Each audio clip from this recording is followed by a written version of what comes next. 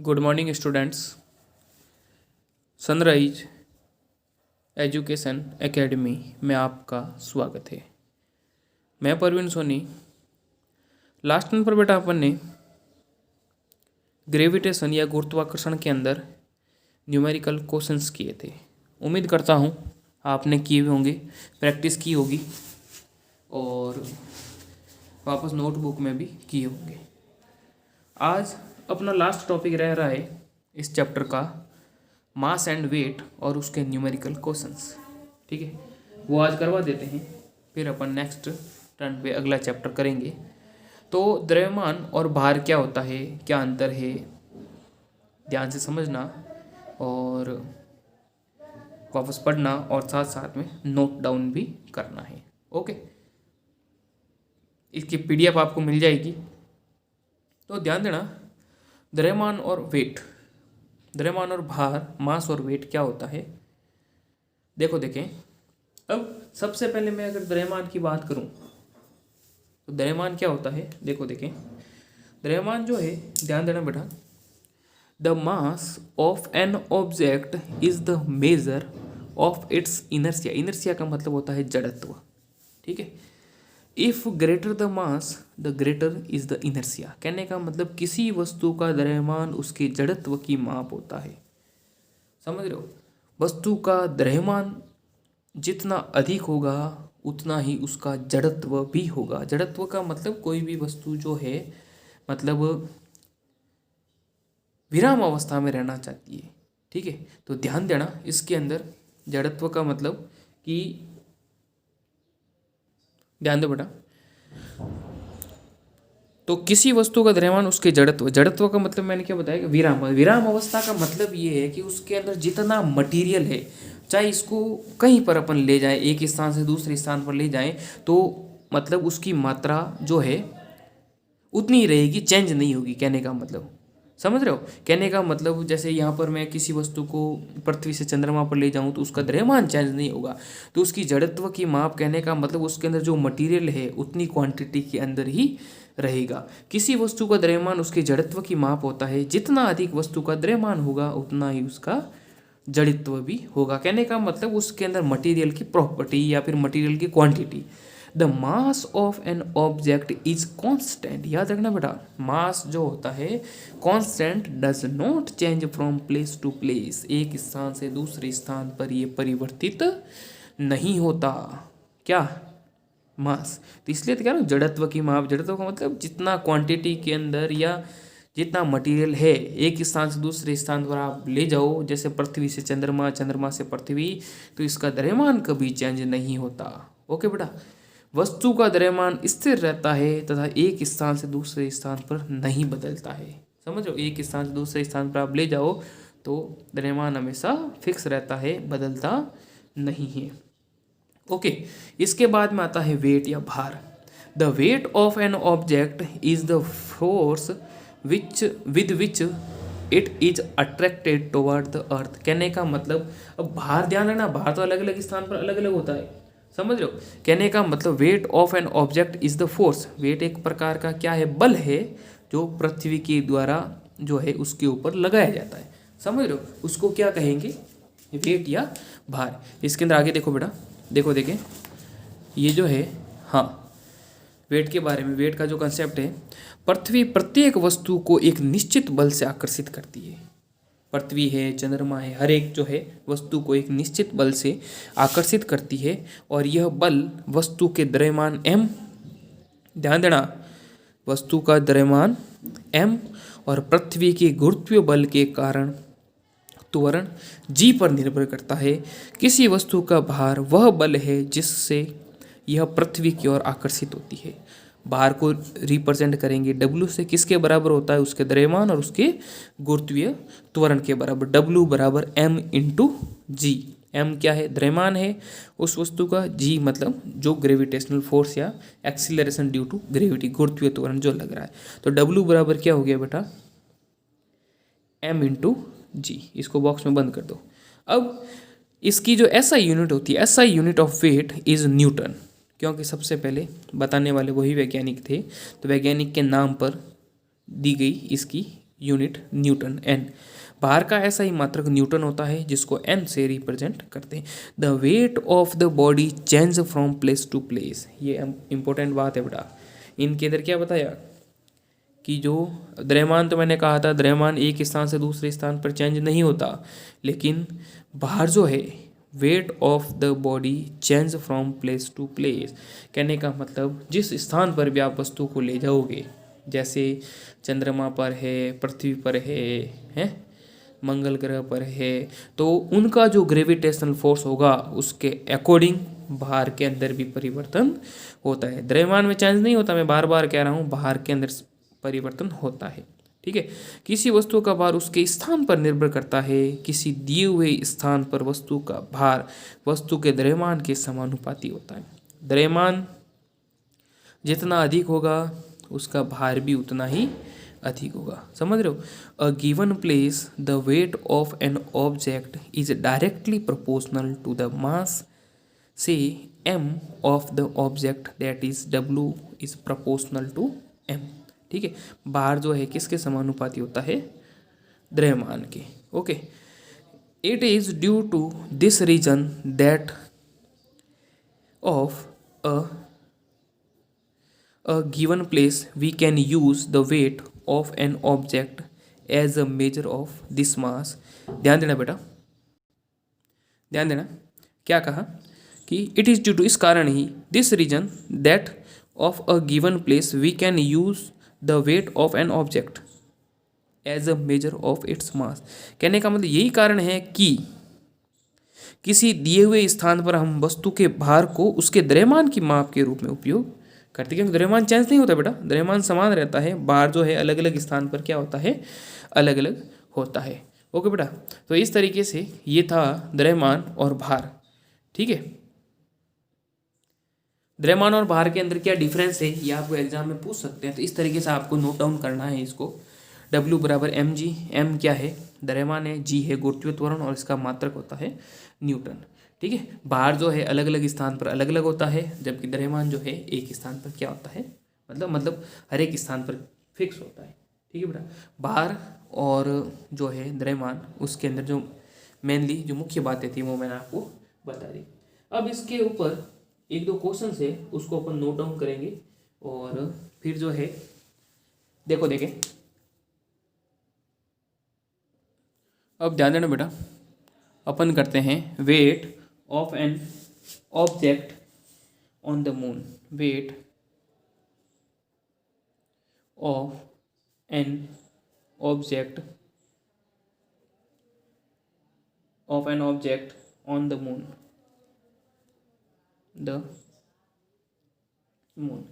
कहने का मतलब किसी वस्तु का चंद्रमा पर भार, किसी वस्तु का चंद्रमा पर भार,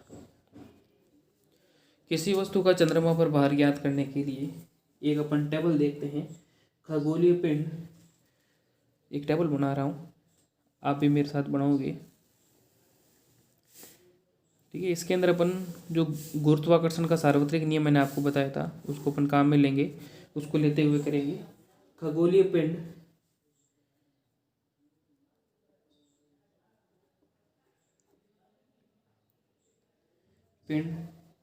द्रव्यमान और त्रिज्या, द्रव्यमान और त्रिज्या, क्योंकि यही चाहिए अपन को।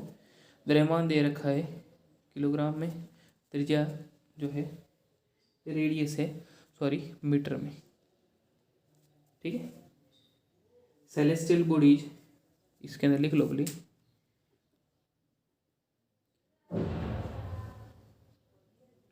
सेलेस्टियल बॉडी, मास और रेडियस।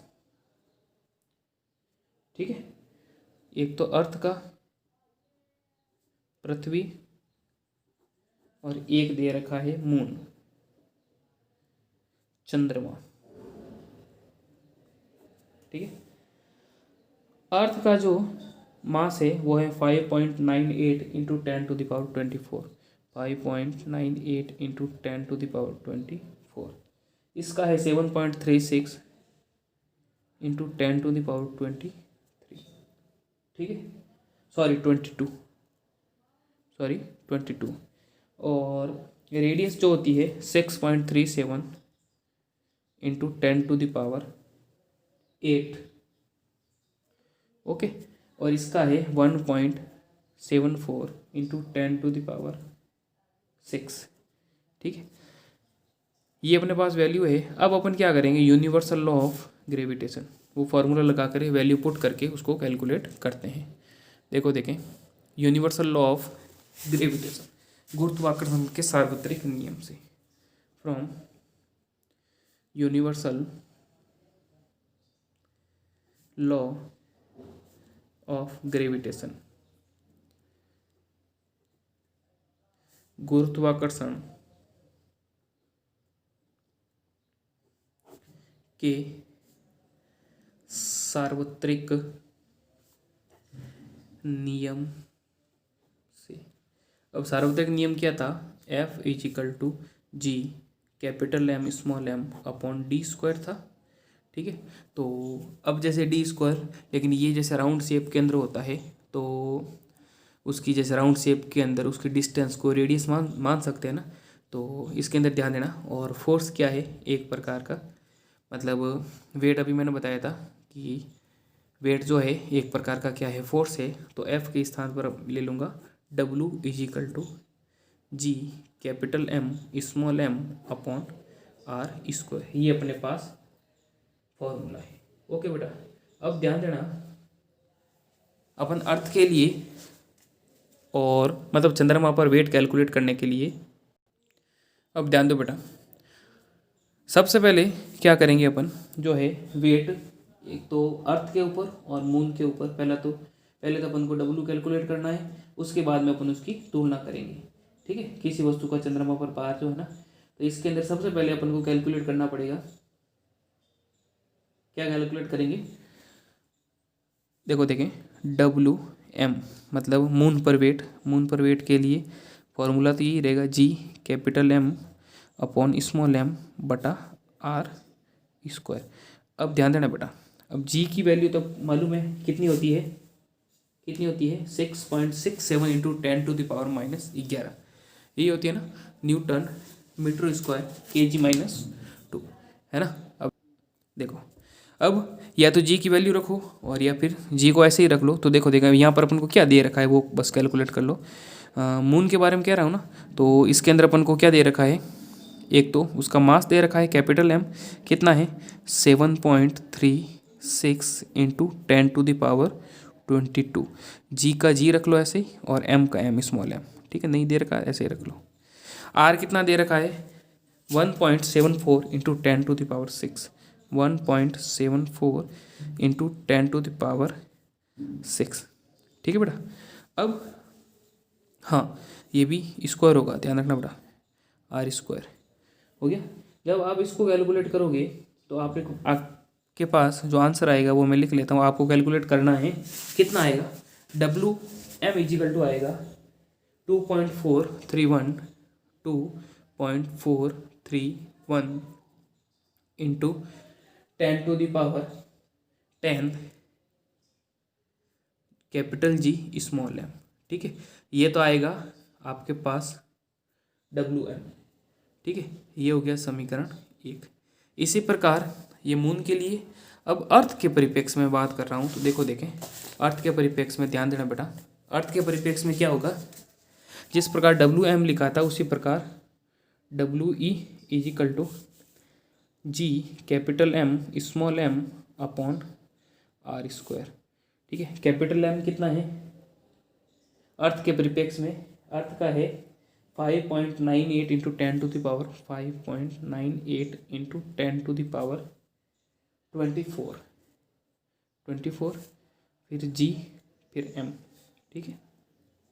r², R कितना हो जाएगा 6.37 इंटू 10⁻6, ठीक है। इसका स्क्वायर हो जाएगा, ये आ गया WE। अब इसको भी आप कैलकुलेट करोगे, इसकी कैलकुलेशन आपके पास कितनी आएगी 1.474 इंटू 10⁻11 GM, ये समीकरण अपने पास आया। ये आप कैलकुलेट करोगे बेटा, क्योंकि थोड़ा इतना समय नहीं है, तो कैलकुलेशन तो आप कर ही सकते हो। इसको इससे मल्टीप्लाई करोगे और फिर इसको डिवाइड करना है। ठीक है, ये कैलकुलेशन आपको मैंने होमवर्क के अंदर दी। ठीक है, ये करना है आपको। अब WM अपने पास आ गया, WE आ गया। अब क्या करना है, अपन को भार ज्ञात करना है। अब ध्यान देना बेटा, समीकरण यहाँ लिखो, समीकरण 1 को समीकरण 2 से भाग देने पर। ठीक है, समीकरण 1 क्या था, WM अपॉन, ठीक है, WM अपने पास कितना आया था, 2.413, 2.4431 इंटू 10⁻10, ये था GM। इसके बाद में ये आया अपने पास 1.474 इंटू 10⁻11 GM। ओके, ये अपने पास मिला, यही था। अब GM से तो GM कट गई, इसको जब इससे डिवाइड करूँगा ना, WM अपॉन WE अपने पास लगभग अपन को मिलेगा 0.165, जो इक्वल होता है 1/6 के। ठीक है, तो ये ध्यान देना बेटा। अब इसके अंदर WM का मतलब क्या हो गया, वस्तु का चंद्रमा पर भार। ध्यान देना, वस्तु का चंद्रमा पर भार। ठीक है, WE क्या हो गया, वस्तु का पृथ्वी पर भार इजिकल टू कितना है, 1/6। अब अपन को चंद्रमा पर भार ज्ञात करना है ना, तो इस चंद्रमा पर भार ज्ञात करने के लिए इसको बाहर ले लूँगा। तो इसको इससे पहले क्रॉस मल्टीप्लाई करो, ये और ये देखो, देखें कितना आ रहा है, वस्तु का चंद्रमा पर भार इंटू 6 इजिकल टू 1 इंटू वस्तु का पृथ्वी पर भार। ठीक है, अब वस्तु का चंद्रमा पर भार, वस्तु का चंद्रमा पर भार इजिकल टू 1/6। ठीक है, ये बटे में चला जाएगा, इंटू वस्तु का पृथ्वी पर भार। ठीक है बेटा, तो कहने का मतलब चंद्रमा पर भार है, पृथ्वी पर जो भार है उसका 6 गुना कम हो जाएगा। कहने का मतलब पृथ्वी पर मान लीजिए कोई 60 किलो का आदमी है, चंद्रमा पर जाकर के कितना हो जाएगा, 10 किलो। इस तरीके से इसका मैं एक बार इंग्लिश में लिख लेता हूँ, देखो देखें, ध्यान दो बेटा, ये इंग्लिश में देख लो। Weight of the object on the moon, weight of the object on the, sorry, on the earth, यहाँ अर्थ कर दो। ठीक है, अब इसको इससे मल्टीप्लाई करेंगे तो weight of the object on the moon आ जाएगा 1/6 into its weight on the earth. ठीक है, इस तरीके से आपको कैलकुलेट करना है, ये कैलकुलेशन आपको करनी है बेटा। ठीक है, ये होमवर्क के रूप में आपके रहेगी। अब 1-2 न्यूमेरिकल क्वेश्चन है वो कर लेते हैं, फिर ये चैप्टर खत्म होता है। ठीक है, देखो देखें,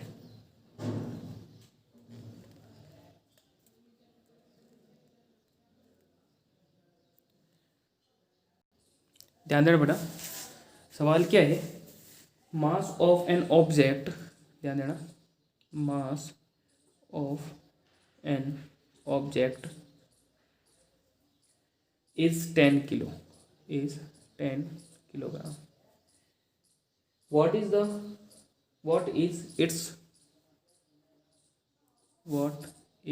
its weight on the earth। कहने का मतलब किसी वस्तु का द्रव्यमान 10 किलोग्राम है, तो पृथ्वी पर इसका भार कितना होगा। मास कितना दे रखा है,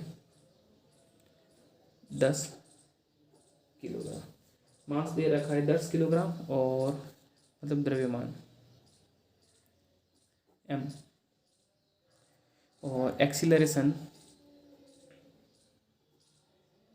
ड्यू टू ग्रेविटी, गुरुत्वीय त्वरण जी बराबर कितना हो जाएगा 9.8 मीटर पर सेकेंड स्क्वायर। ठीक है, तो फॉर्मूला अपने पास क्या है, W बराबर m इंटू जी। m कितना है 10, g है 9.8, तो कितना आ जाएगा 98 न्यूटन। ठीक है, तो इसका जो वेट हो जाएगा 98 न्यूटन। तो इस तरीके से अपन को करना है W बराबर mg, ये फॉर्मूला लगा करके। इसके बाद में एक क्वेश्चन और दे रखा है, देखो देखें, इसके अंदर जो है an object weighs 10 newton. Question देखो, an object weighs 10 newton when measured on the surface of the earth, when on measured on the surface of the earth, what would be its weight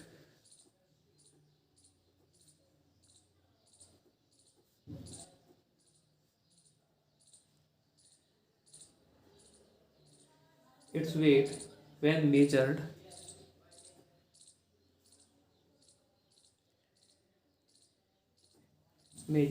on the surface of moon।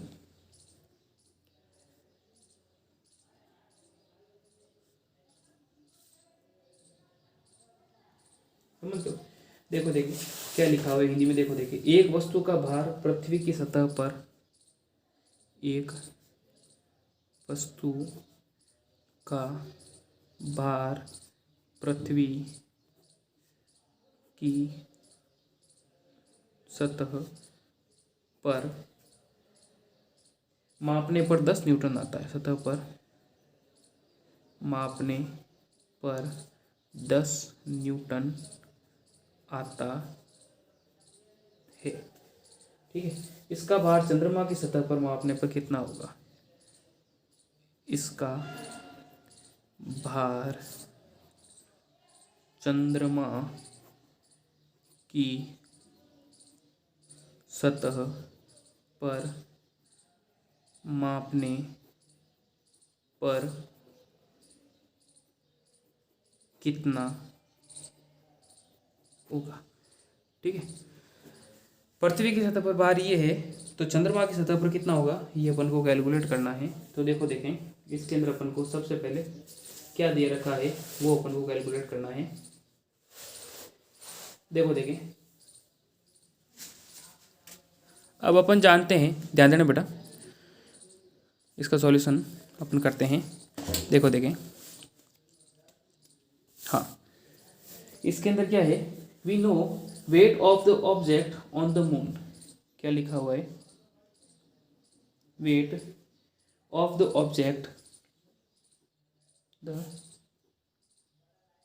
Object on the moon. हम जानते हैं क्या लिखा हुआ है कि चंद्रमा पर वस्तु का भार,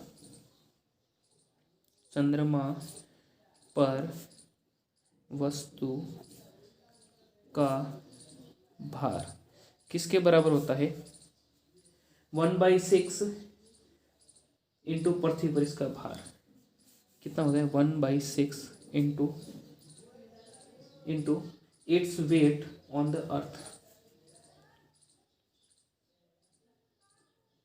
वेट ऑन द अर्थ। कहने का मतलब 1/6 इंटू पृथ्वी पर इसका भार। ठीक है, पृथ्वी पर इसका भार। ठीक है बेटा, तो अब अपन को क्या दे रखा है, ध्यान देना, WM जो है अपन को, अब देखो बेटा, अपने पास जो प्रश्न था, क्वेश्चन था, उसके अंदर क्या था? An object weighs 10 newton when measured on the surface of earth. Moon पर ज्ञात करना है, तो मून पर ज्ञात करने के लिए अपने पास फॉर्मूला है 1/6 इंटू पृथ्वी पर इसका भार। पृथ्वी पर भार कितना दे रखा है? 10 न्यूटन दे रखा है, यही था ना, 10 न्यूटन। जब अपन इसको इससे डिवाइड करेंगे तो 10/6, 10/6 को डिवाइड करना है, ठीक है। 3, 5, इसको इससे डिवाइड करो,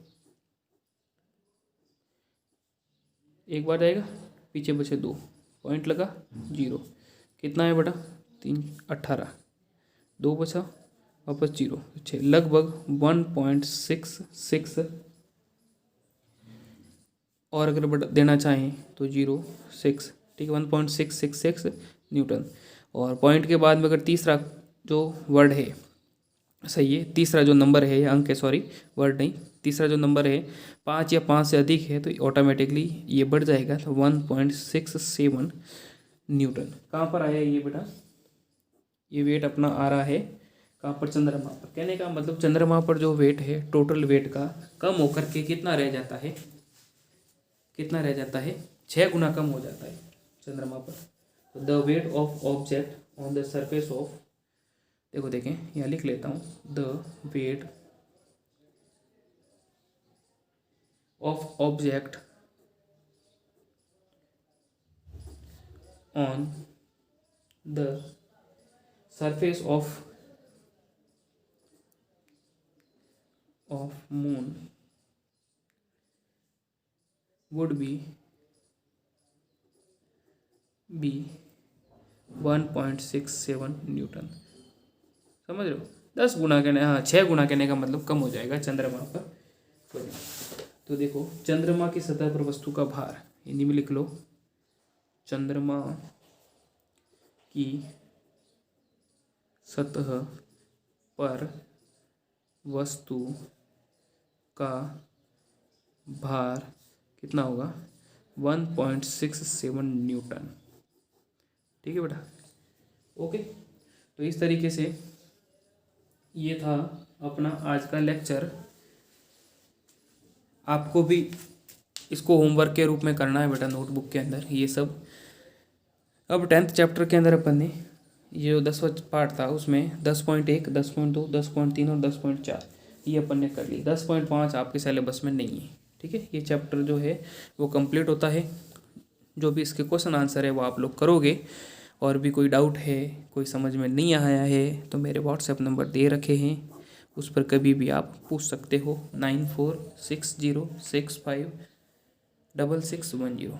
नेक्स्ट टर्न पर अपन अगला चैप्टर लेंगे।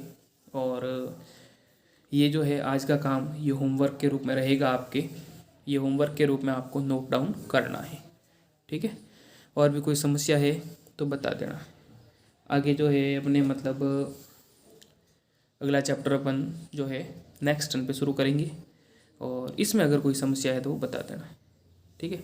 अब इसके अंदर भले ही अगर ये 2 क्वेश्चन अपन ने किए हैं, ठीक है, देख लो, देखिए अगर वापस एक बार देखो, देखें जैसे फर्स्ट के अंदर तो अपन ने क्या किया,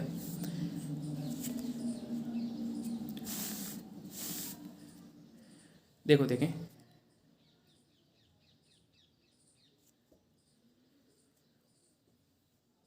एक वस्तु का द्रव्यमान 10 किलोग्राम है, पृथ्वी पर इसका भार कितना होगा। तो सीधा फॉर्मूला लगा दिया, W = m/g, ठीक है।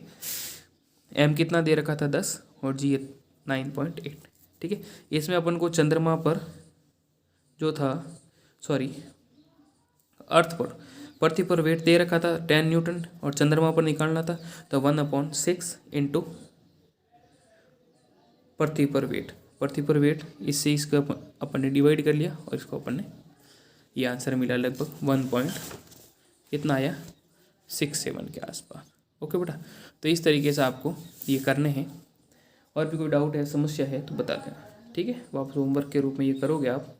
आज अपन ने वेट मास या द्रव्यमान भार क्या होता है और क्या डेफिनेशन थी वो किया, और 2 क्वेश्चन किए, ठीक है। ये कर लेना आप।